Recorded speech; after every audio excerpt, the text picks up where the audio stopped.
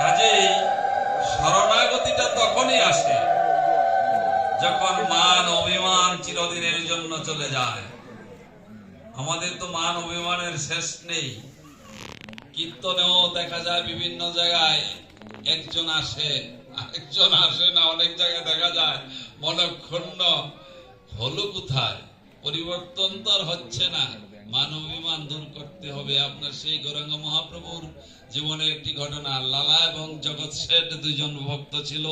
দুজনে আপনার পরম বৈষ্ণব, দুজনে অনেক ধনাঢ্য ঘরের সন্তান ছিলেন। নিজের সংসার ফেলে বৃন্দাবনে চলে গিয়েছেন, ভিক্ষা করে জীবন ধারণ করছেন। লালা ভিক্ষা করে জীবন ধারণ করছে।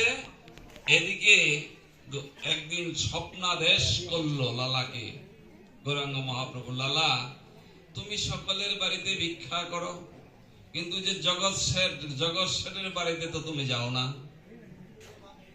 জগৎ শেঠের বাড়িতে তুমি যাও না কেন? এদিকে আপনার সেই লালা বলছে, বাপ দাদার সময়ে জমি জমা সংক্রান্ত ব্যাপারে মামলা হয়েছিল, এই জন্য সেই বাড়িতে যায় নাই।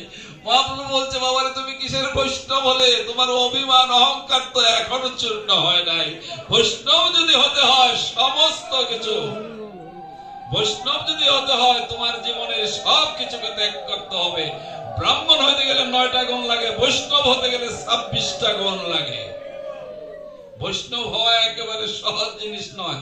ব্রাহ্মণের 9 গুণ, বৈষ্ণবের হলো 26 গুণ। এই 26 গুণের ভিতরে যদি কেউ পড়ে, তার জীবনে সব কিছু ত্যাগ হয়ে যায়।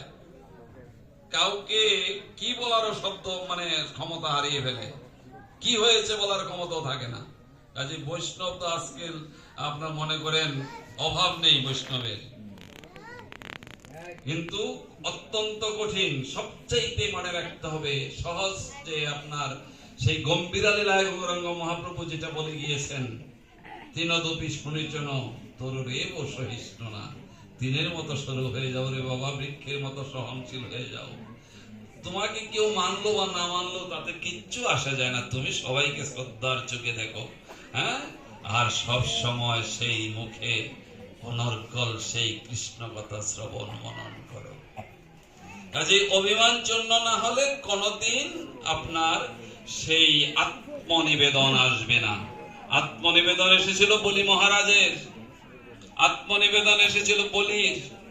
আত্মনিবেদন যখন মানুষের ভিতরে আসে, তখন ভগবান তাকে কৃপা করে রক্ষা করেন। দ্রৌপদী যখন বস্ত্রহরণ হচ্ছিল, তখন দ্রৌপদী চিন্তা করে দেখেছে এখানে যারা বসা আছে, পঞ্চ পাণ্ডবরাও বসা ছিল, কিন্তু কারো সাহায্যে কোনো কাজ হবে না। সেই দিন দ্রৌপদী বুঝেছিল।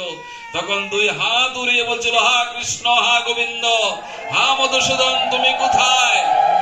তুমি আমার রক্ষা করো, তুমি ছাড়া আমার